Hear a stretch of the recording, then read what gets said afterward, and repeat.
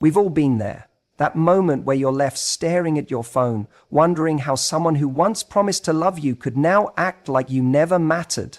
The texts stop. The energy shifts. And you're left not just with heartbreak, but with bruised pride, unanswered questions, and a quiet rage that whispers, "Ha! He's walking away like nothing happened." And in that moment, let's be honest, part of you doesn't just want to heal. You want him to feel it. You want his ego to take a hit. But here's the truth. You don't do that by trying to get even. You do it by becoming unforgettable in a way that doesn't involve chasing him at all. This isn't about being petty. This is about reclaiming your power. Today, I'm going to show you how to turn that heartbreak into leverage, how to make his ego pay for your pain, not through revenge, but through evolution.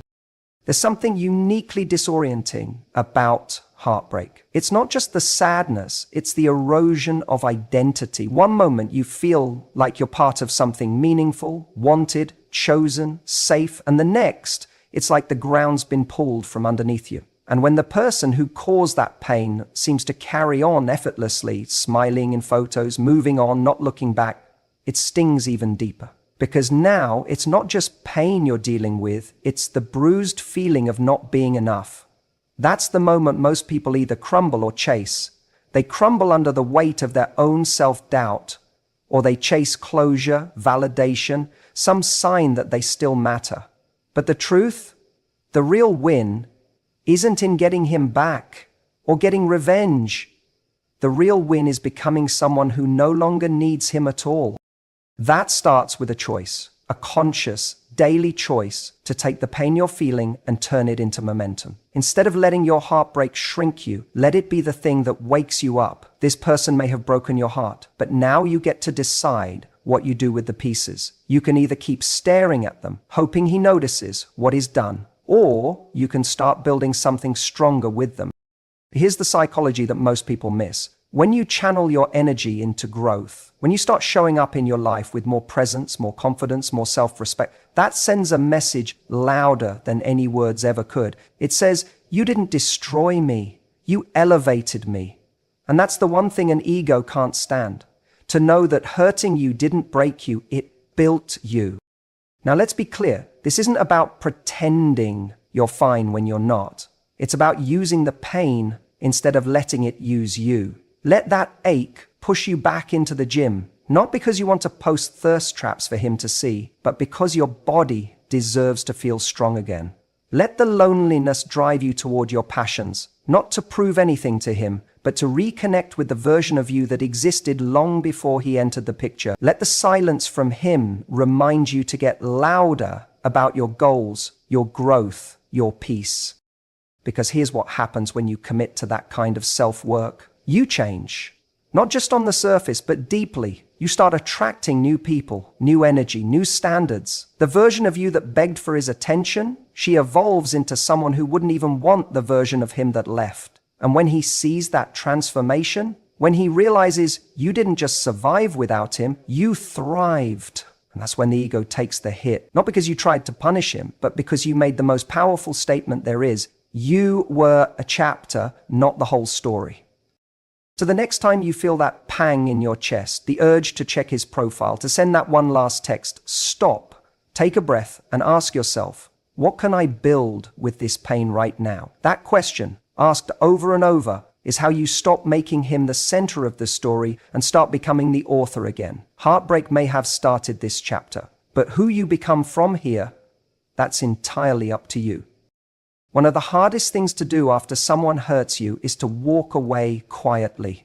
Everything inside you wants to speak, to scream, to make them understand the damage they've caused. You want to send the long message, post the cryptic quote, or maybe even have one last conversation where you lay it all out. Every broken promise, every contradiction, every way they failed to show up. You think maybe if they just got it, they'd finally realize what they lost. Maybe they'd feel guilty. Maybe they'd finally say the words you needed to hear. But let me tell you something that will change the game. The moment you react, you feed their ego. You hand over your power. And the sad truth is, some people want to know they still affect you. They feed on it. And even worse, They rarely feel guilty the way you hope they will.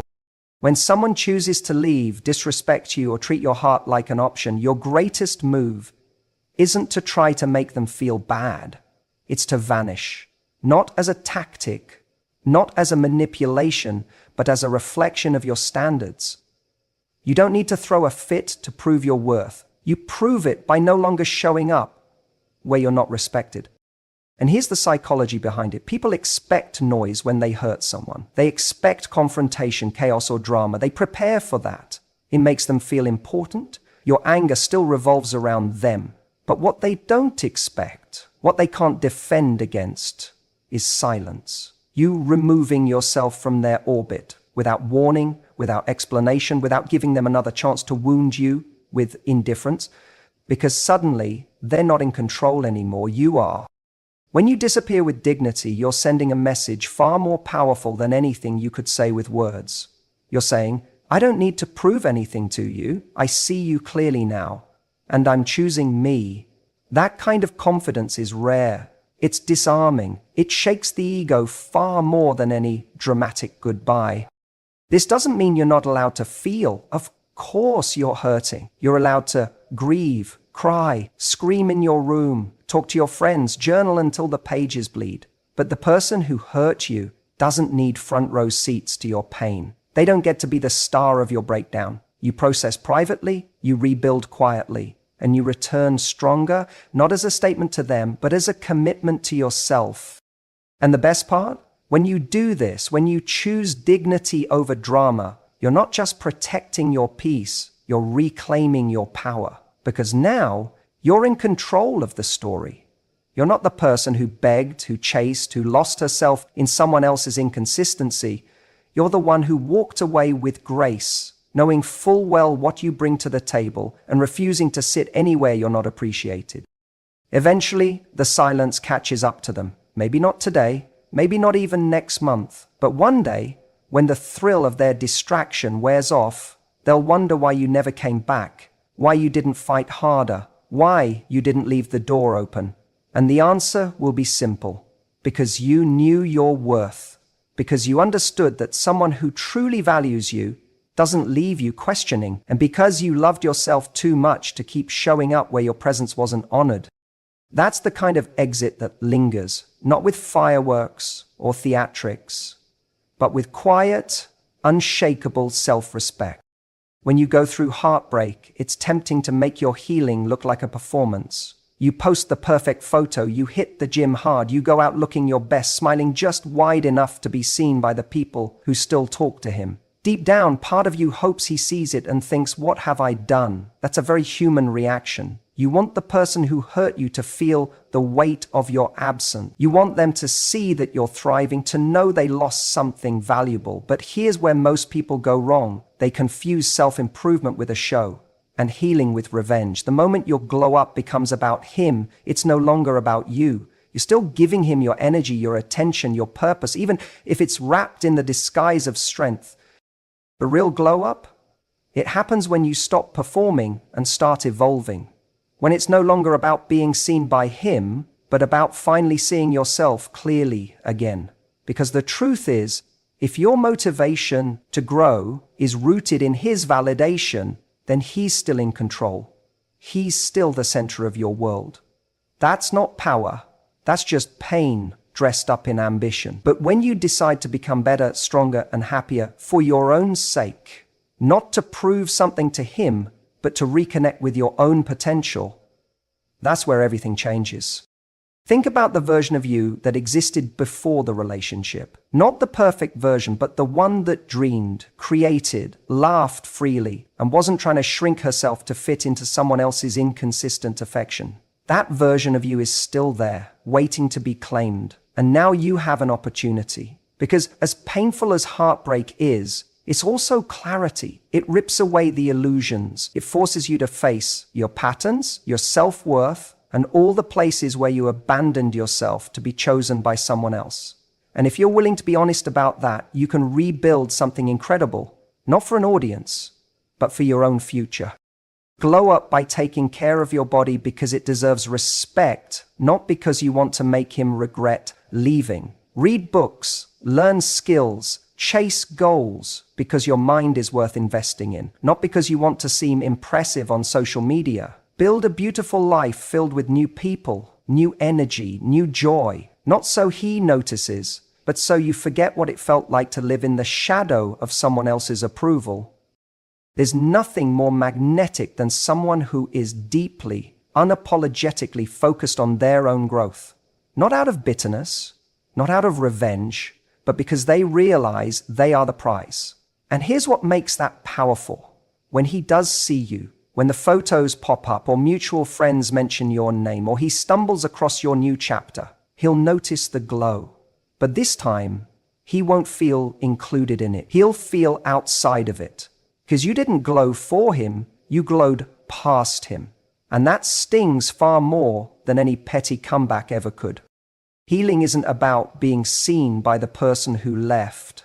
It's about finally seeing yourself as someone who never needed them to begin with. And once you start walking in that truth, you stop caring whether they ever look back, because by then, you'll be too far ahead. One of the biggest traps people fall into after heartbreak is seeking proof that they still matter. It shows up in subtle ways. Checking if he viewed your story, watching his activity, asking mutual friends what he's been saying about you. And at the root of it is this deep, almost desperate question: does he still care? The problem is that question keeps you stuck. It keeps you tethered to someone who has already shown you where they stand. As long as you're craving a reaction, you're still giving him emotional power. And here's the hard truth most people don't want to hear. Attention isn't affection, and silence doesn't always mean regret. Sometimes people hurt you and move on, not because you weren't valuable, but because they didn't know how to value you. That's not your burden to carry anymore. The art of indifference doesn't mean you suddenly stop feeling. It means you stop performing those feelings for the person who caused them. It means you learn to separate your healing from their awareness of it. Because the second your peace depends on their remorse, you've already lost control. Indifference is not about pretending. It's not cold, it's not bitter, and it's definitely not fake. Real indifference is rooted in acceptance. It's what happens when you finally stop negotiating with reality. You see things for what they are, not what you wish they could be. There's a powerful kind of strength in getting to a place where you no longer care if they're watching. You're not posting for them, dressing for them, or living in a way that's secretly trying to say, look at me now. You're just living fully, intentionally, on your terms. And that sends a message. Because nothing bruises the ego like knowing that someone you once had emotional influence over has completely withdrawn it. There's no reaction, no breakdown, no chase, just distance, just silence, just freedom.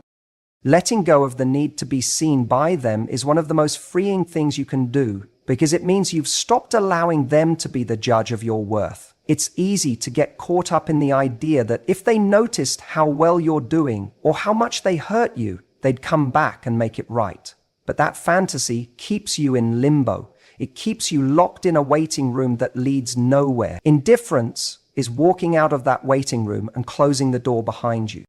People are far more drawn to energy that doesn't need them. Think about it. What's more compelling? Someone trying to get your attention, or someone who's genuinely not interested in whether you give it to them or not? That's the energy you tap into when you stop measuring your healing by their response. And ironically, it's that very detachment that often gets their attention, but by then, it won't even matter to you. Because indifference isn't about them noticing, it's about you not needing them to. The shift happens the moment you stop trying to prove something, the moment you realize that real validation doesn't come from being missed, it comes from knowing that your value was never up for negotiation in the first place. And when you understand that, you stop chasing closure, because you are the closure. You become the one who moves forward without needing permission, explanation, or apology. Not because it's easy, but because you've grown too much to keep circling the same dead end. That's not cold, that's clarity. And clarity is the beginning of peace. One of the hardest parts of heartbreak isn't just losing someone, it's the story you start telling yourself about what that loss means. Suddenly, every memory gets twisted. You question your judgment. You replay the mistakes. You wonder if you were too much or not enough, or if somehow, by doing things differently, you could have saved it. That's the dangerous part. Not the breakup, but the meaning you attach to it. And that meaning, that story you create in your mind, becomes the thing that either keeps you stuck or sets you free. When someone hurts you, it's easy to put them in the role of the villain. It gives you a sense of closure, a neat explanation. He was selfish, he never cared. But deep down, there's still that voice whispering, if I had been better, he might have stayed. That voice is the real damage, because that's not just about what happened, it's about what you start believing about yourself as a result. And the truth is, you can't always control how someone treats you, but you can always control the narrative you choose afterward. Reframing the story doesn't mean denying the pain. It doesn't mean pretending it didn't hurt or that you weren't invested. It means choosing to see the lesson instead of the loss. Maybe he made you feel like you weren't enough. Maybe he ghosted you, betrayed your trust, or slowly faded without the decency of closure. But that's not a reflection of your value. It's a reflection of his capacity. There's a massive difference between someone not choosing you and you not being worth, and that distinction changes everything. Sometimes the people who hurt us the most are the ones who show us exactly what we need to stop tolerating. Maybe he made you doubt yourself. Maybe he triggered old wounds. But instead of internalizing it, what if you saw it as exposure, a moment that revealed the parts of you that still needed healing? What if the relationship didn't destroy your confidence, it uncovered the areas where you'd been outsourcing it? That's the power of reframing. You stop asking, why wasn't I enough for him, and start asking, why did I think he was enough for me?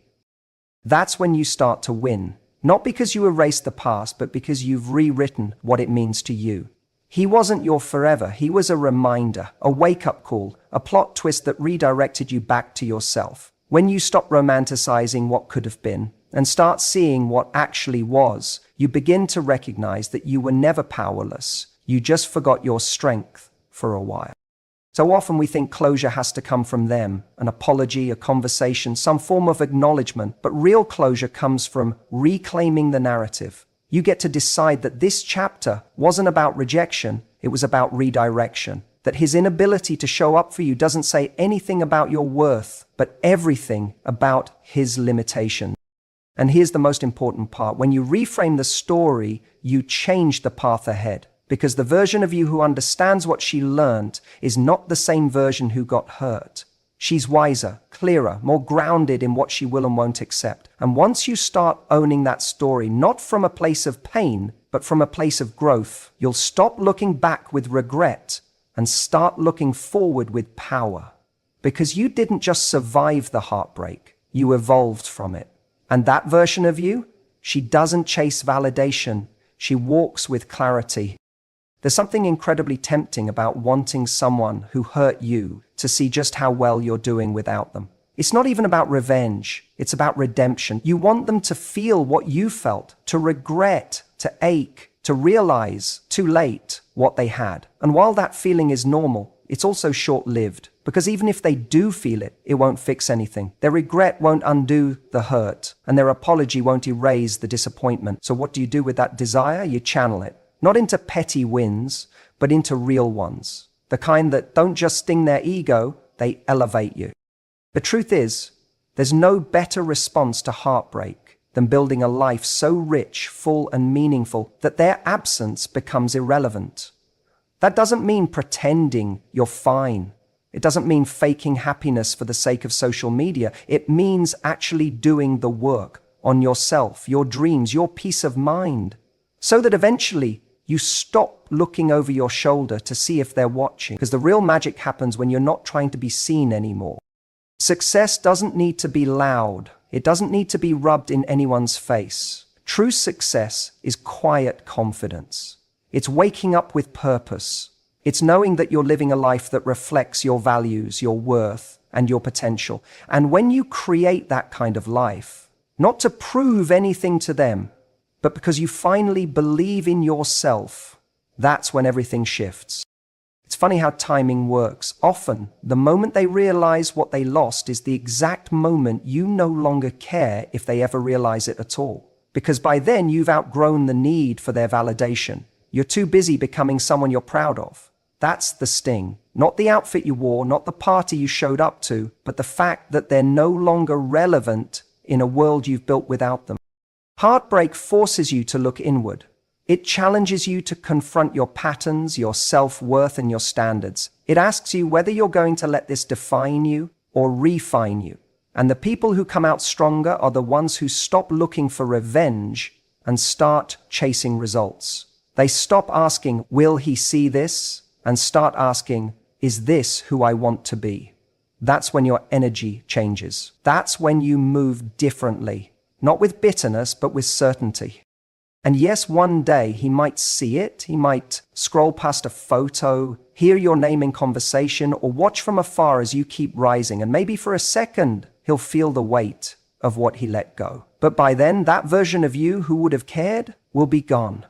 Because she grew, she built, she healed, not to win him back, but to win herself back. Letting success be the sting means you no longer need their downfall to feel better. You just need to keep building your rise. It's about using the hurt as fuel, not as a script. It's deciding that the best closure isn't found in a text or an apology. It's found in living well, in leveling up so profoundly that their chapter feels small in comparison to what you've become. And the beauty of it is that you won't need to announce it. The life you're creating will speak for itself, because nothing hits harder than realizing the person you thought would always look back no longer needs to. Heartbreak will try to convince you that you've lost something, that you're broken, less worthy, somehow not enough. But the truth is, you haven't lost anything that was meant to stay. What you've gained, if you're willing to see it, is the chance to reclaim every part of yourself that you gave away in the name of love. And that's powerful. Let him think you're quiet. Let him think you disappeared. Let him think you moved on too easily. Because one day, he'll realize what you already know, that the woman he walked away from didn't fall apart. She rebuilt herself, stronger, smarter, unreached. This isn't about punishing his ego. It's about rising so high he can't access you anymore. That's how you make his ego pay. Not with revenge, but with evolution. So stop waiting for an apology. Stop hoping he sees your worth. Start acting like someone who's already found it. Because the moment you do, you'll realize something life-changing. He was never the one who had power. You were. You just forgot. And now you remember.